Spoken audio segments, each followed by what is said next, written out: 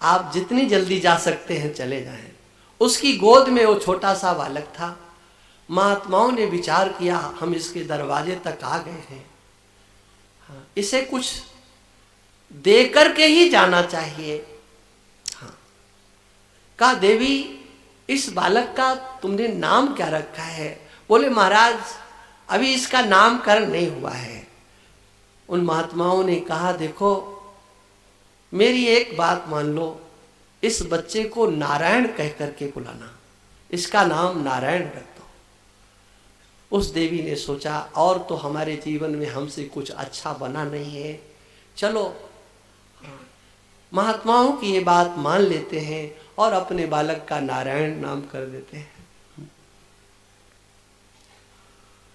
आजकल बालकों के जो नाम होते हैं ना बड़े विचित्र होते हैं, आप सब जानते ही हो। हाँ, कहाँ कहाँ से ढूंढ करके लाते हैं। हाँ,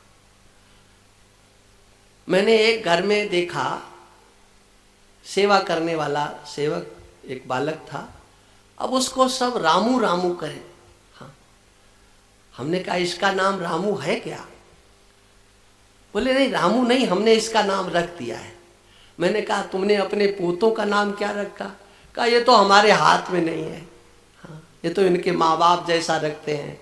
मैंने अपने बच्चों का नाम बिगाड़ लेंगे और फिर नौकरों का नाम बढ़िया रखेंगे।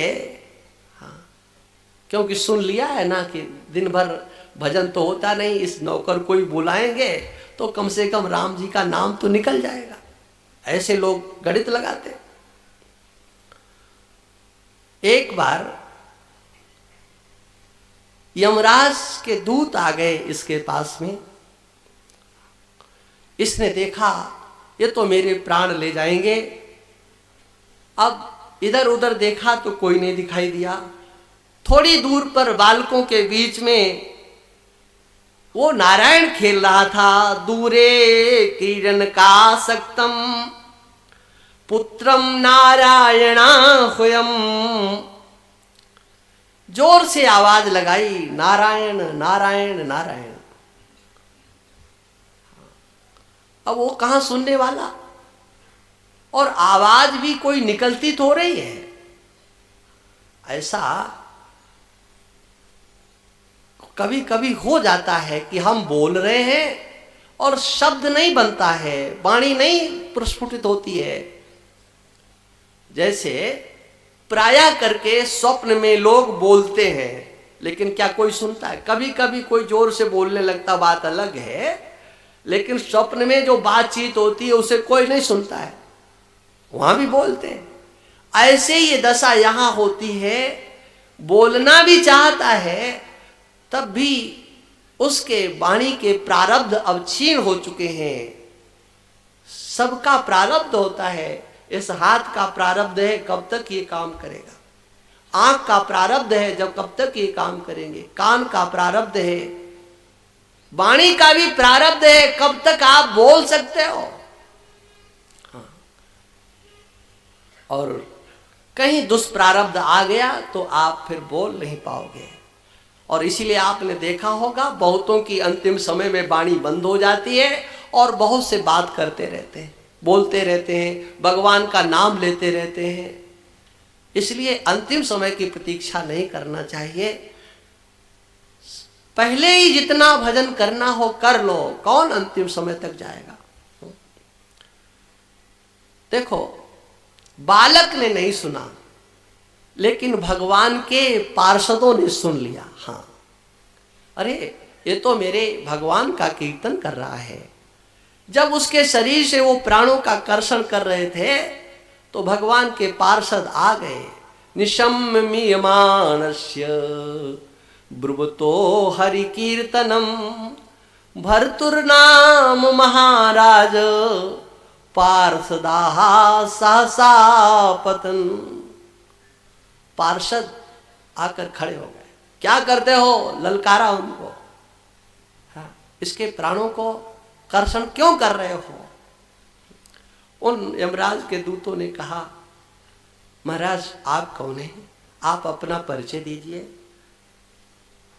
अच्छा, मेरा परिचय पूछने लगे आप कौन हैं, आप इसे परेशान क्यों करते हैं, आप अपना परिचय दीजिए। उन्होंने कहा हम धर्मराज के सेवक हैं, हम धर्मराज के आज्ञाकारी हैं। तो कहा अच्छा तुम धर्मराज के आज्ञाकारी हो तो बताओ धर्म किसे कहते हैं,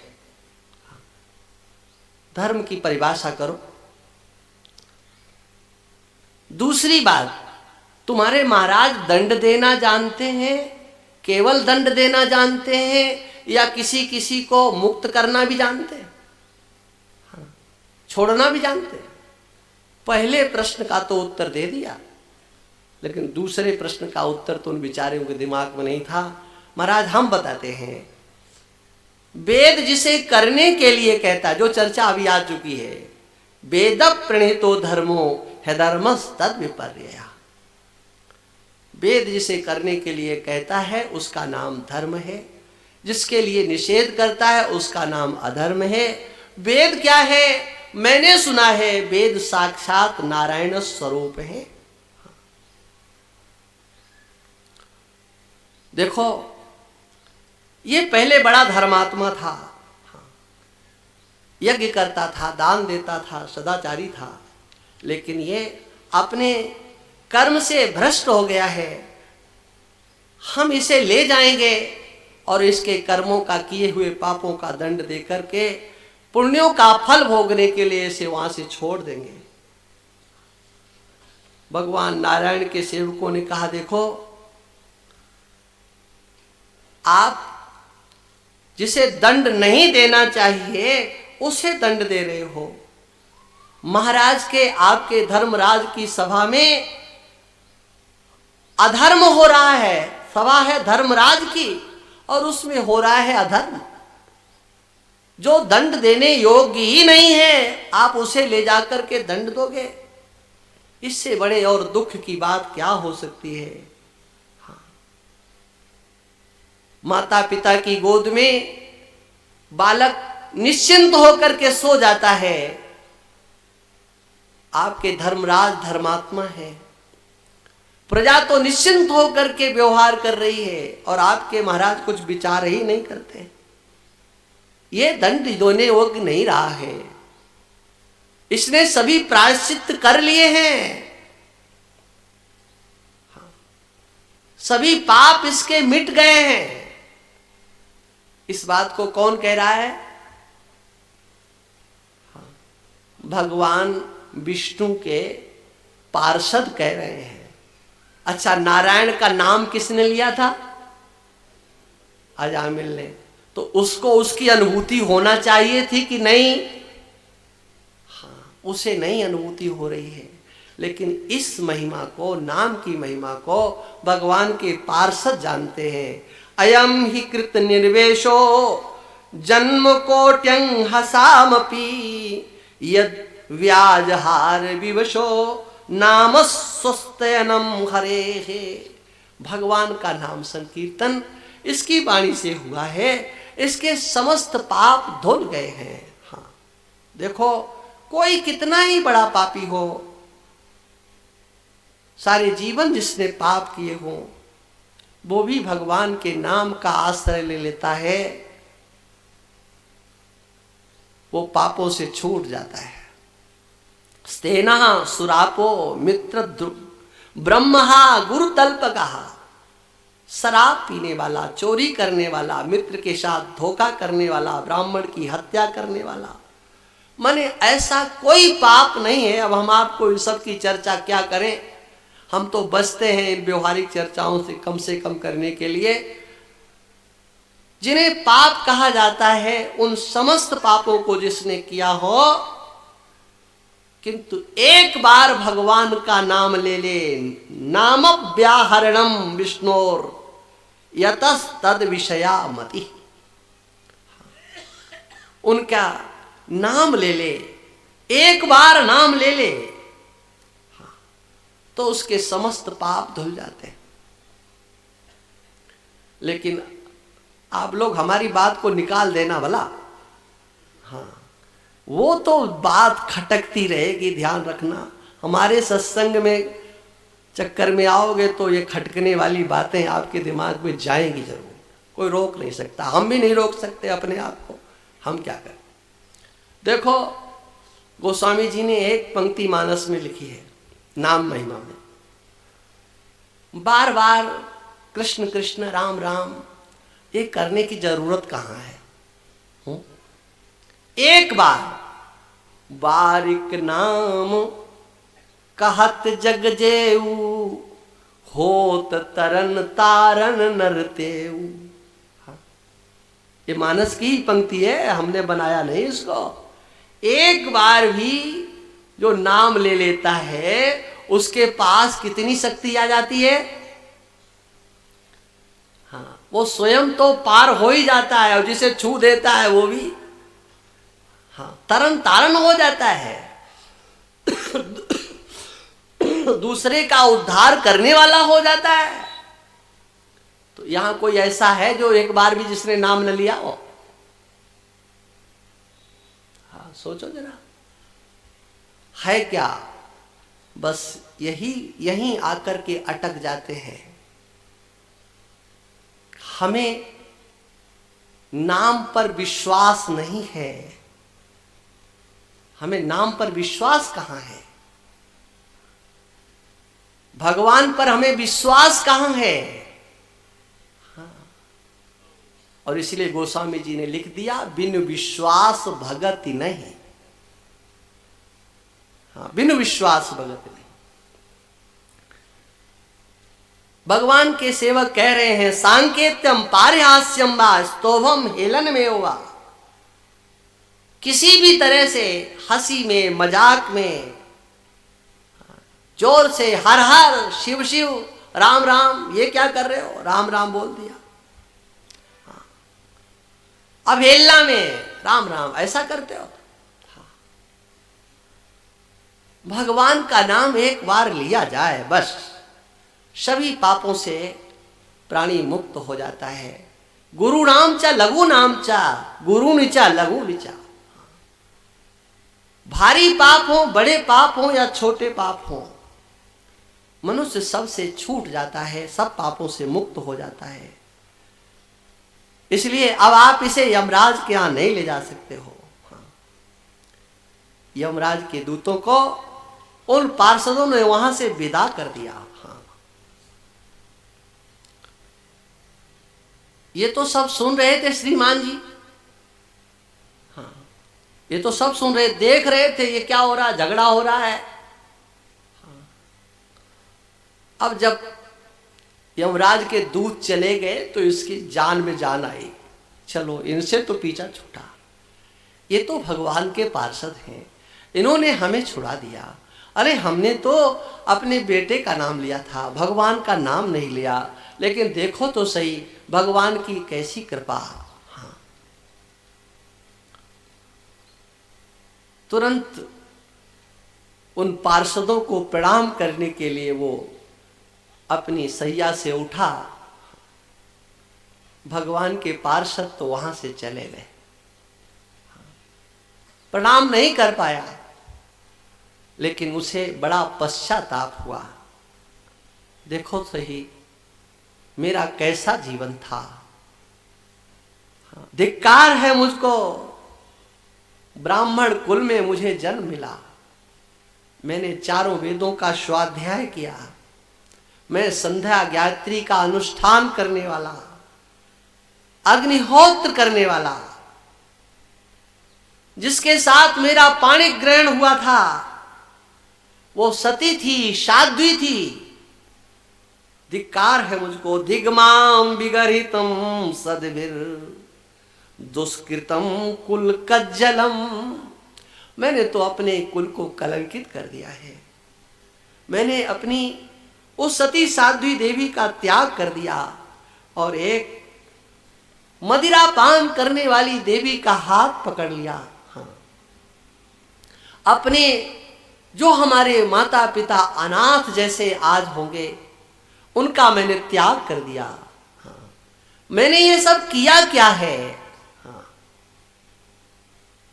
मैं कितना भारी कृतघ्नी निकला। मैंने तो कुछ भी नहीं किया, मेरा जीवन व्यर्थ चला गया। हाँ, क्वाहम क्वचाहम कितवः पापो ब्रह्मग्नो निरपत्रपः क्वच नारायणेत्येतत् भगवन्नाम मंगलम। कहाँ तो मैं कितना बड़ा पापी, और कहाँ एक नाम लेने मात्र से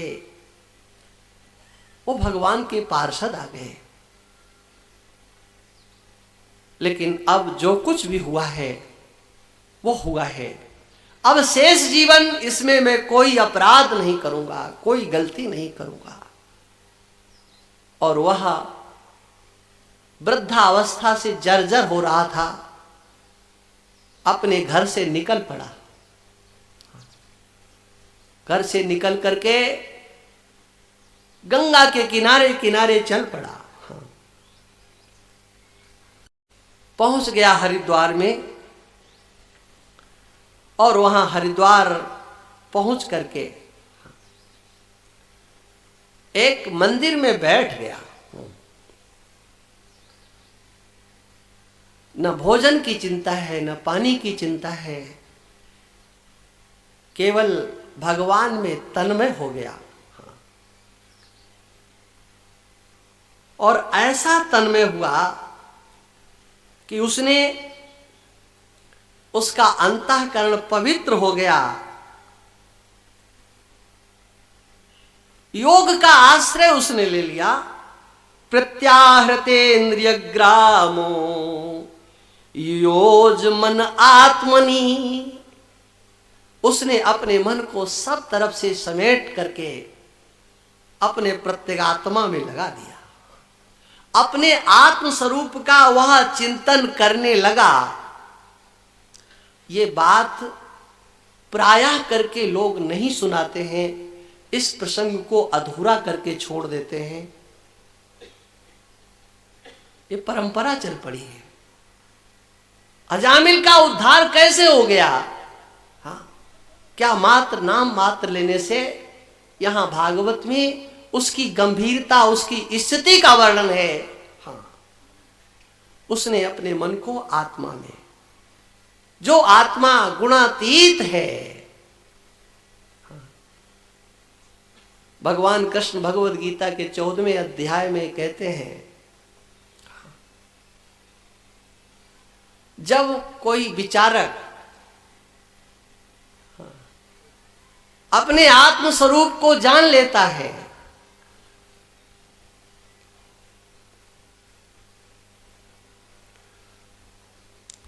कोई नए आ जाते हैं इसलिए, जब कोई ऐसा जान लेता है, ध्यान से सुनना इस बात को आप, उस समय आत्म स्वरूप को जानने वाला क्या समझता है?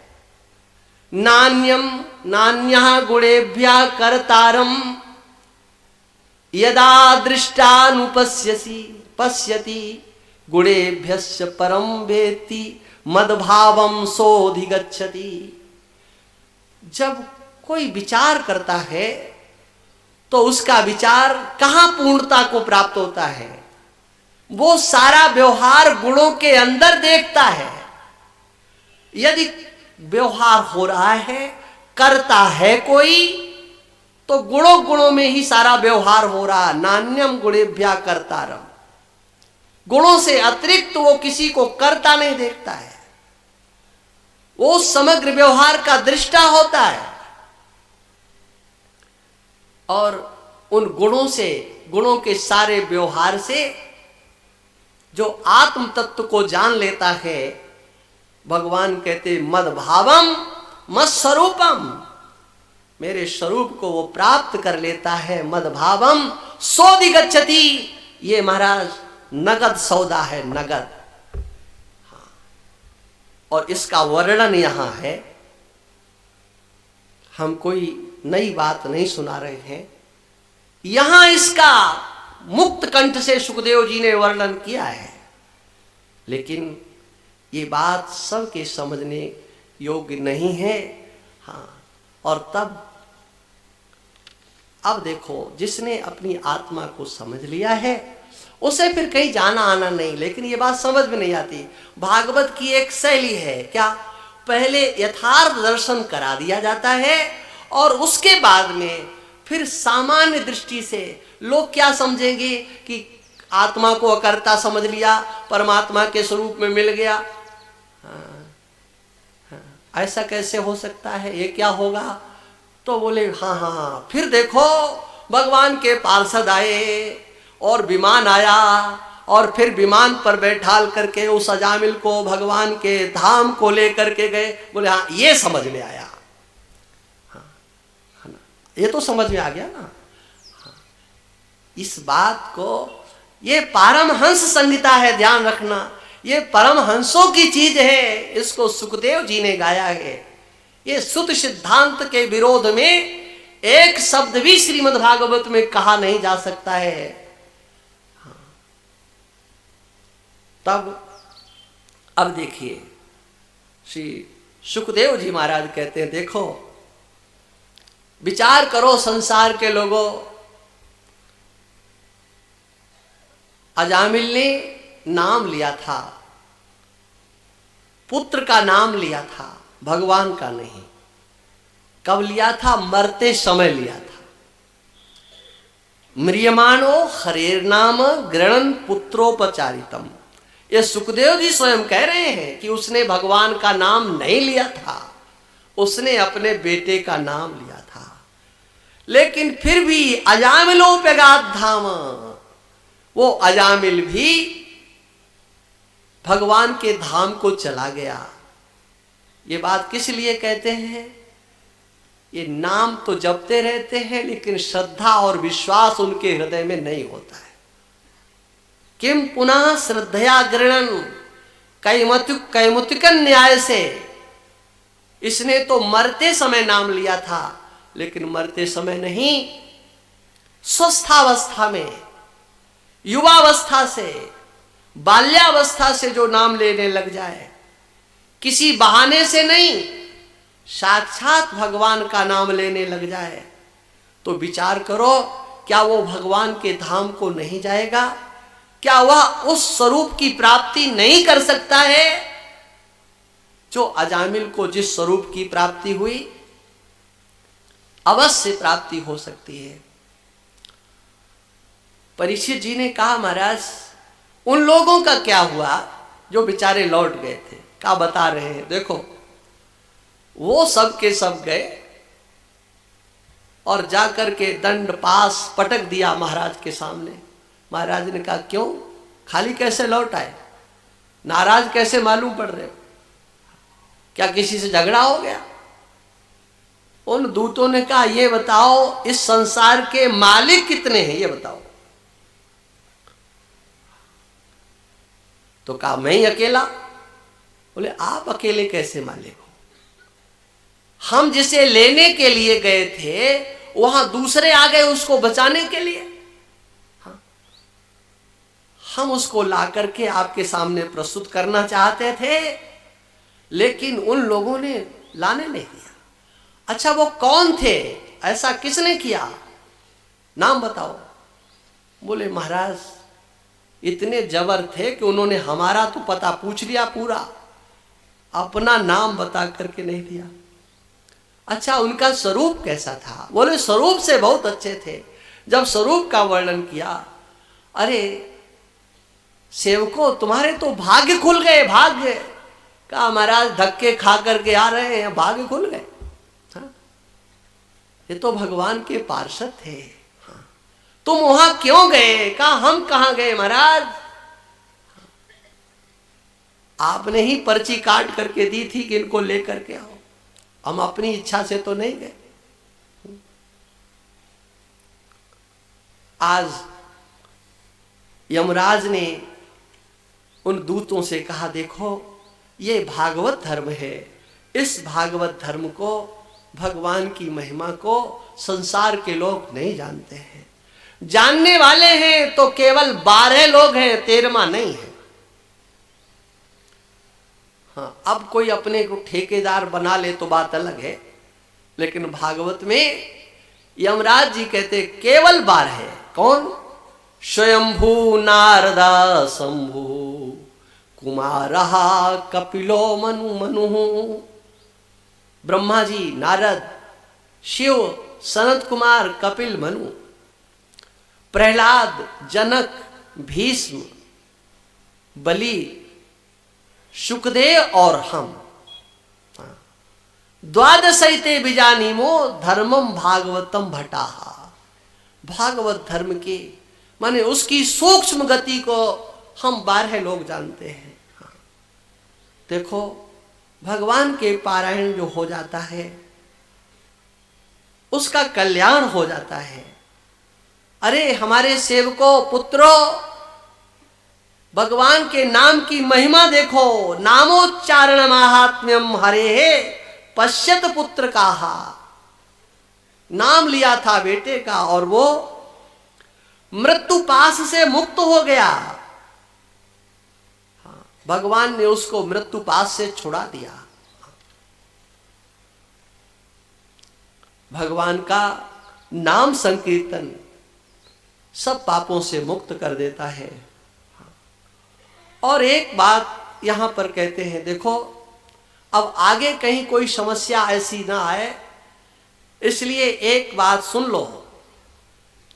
अब तुम वहां जाना नहीं। कहां? स्थान बता दिए गए और आप लोग निश्चय कर लो, हमारे पास भगवान के दूत आएंगे कि यमराज के दूत आएंगे? भगवान के पार्षद आएंगे या यमराज के दूत आएंगे? अब निश्चय आपको करना है। यमराज ने कह दिया है, जिसने कभी भगवान के नाम का उच्चारण नहीं किया हो, जिसने भगवान का कीर्तन कभी न किया हो, जिसके चित्त में कभी भगवान के चरणार बिंद न आते हो, जो कभी भगवान को नमन न करता हो, ऐसों को पकड़ पकड़ करके हमारे पास लेकर के आओ। यहां कोई ऐसा है जिसने एक बार भी भगवान का नाम न लिया हो? हाँ है? हाँ, इधर भी से हाथ भी नहीं आ रहा कोई, ना इधर से। माने एक बार तो आपने सबने लिया है ना। तो ये विश्वास तुमको ही करना है कि अब भगवान के पार्षद ही आएंगे, यमराज के दूत नहीं आएंगे। हम अगर गारंटी ले भी लें तो हमारी गारंटी से काम तो चलेगा नहीं।